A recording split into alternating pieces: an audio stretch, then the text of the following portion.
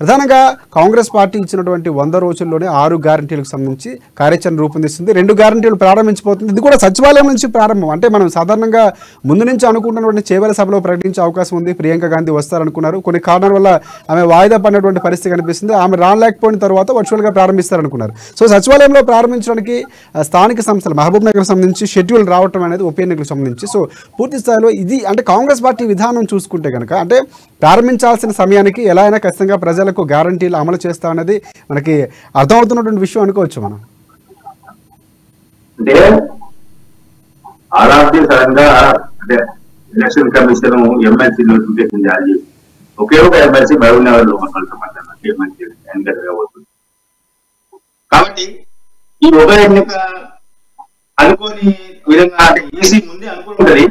కానీ రాష్ట్ర ప్రభుత్వం తెలుసుకుంటలేదు. రాష్ట్ర ప్రభుత్వం మాత్రం గడిచిన 5 రోజులుగా చెప్తా ఉన్నాడు, మేము చేవేళ్ల సభలో ఈ 2 పథకాలను అమలు చేస్తామని చెప్పారు. 3 రోజులుగా చేవేళ్లను సభా వేదికకు సంబంధించిన ఏర్పాట్లను ప్రభుత్వం చేస్తా ఉన్నది.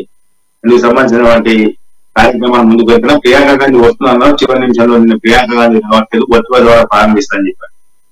అయితే రేవంత్ రెడ్డి అక్కడ వెళ్ళి ప్రారంభిస్తాడు చేవేళ్లలో, ఆ తర్వాత బహిరంగ సభలో మాట్లాడాలనుకున్నాం. కానీ ప్రభుత్వ పథకాలు అమలు చేయాలంటే కోడ్ అమల్లో ఉన్నందున సచివాలయం నుంచి సింపుల్ గా సచివాలయంలోనే వాటిని ప్రారంభించి ఆ తర్వాత చేవేళ్లలో జరిగే సభకు వెళ్ళి అక్కడ రేవంత్ రెడ్డి ప్రసంగించే అవకాశం ఉంది.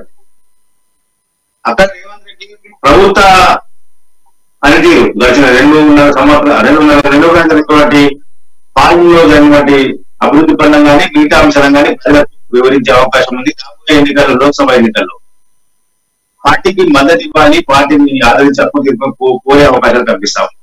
అంటే ఎన్నికల కోడ్ ఉన్నప్పుడు రాష్ట్ర ప్రభుత్వ పథకాలను అమలు చేయకూడదు.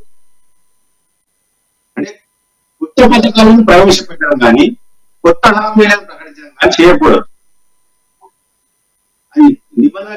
కాబట్టి దాన్ని దృష్టిలో పెట్టుకొని అనవసరంగా సాయంత్రం ఈ నిర్ణయం తీసుకున్నట్టుగా తెలుస్తా ఉంది. వాస్తవానికి కోడ్ నిన్న సాయంత్రమే ఎలక్షన్ కమిషన్ ఈ మహబూబ్ నగర్ ఎమ్మెల్సీ ఉప ఎన్నికకు సంబంధించిన నోటిఫికేషన్ జారీ చేసిన నేపథ్యంలో ఈ నిర్ణయం తీసుకొని తెలుస్తా ఉన్నది.